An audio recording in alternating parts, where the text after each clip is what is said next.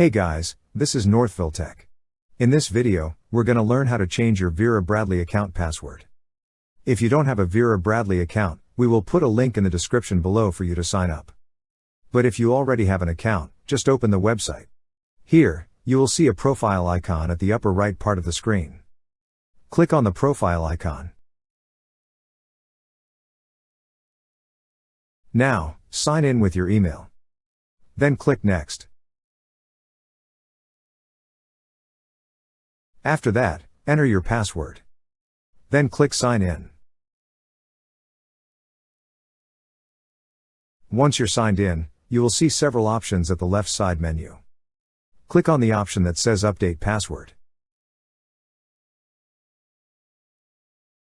Now, enter your current password on the first field. On the second field, enter the new password you wish to use. Then enter it again on the third field to confirm. After entering, click on Submit. That's how you change your Vera Bradley account password.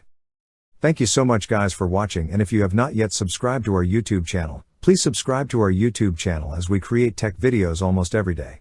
Also check out our website northvilletech.com for great tech articles, and our recommended resources in the description below for various sign-up bonuses.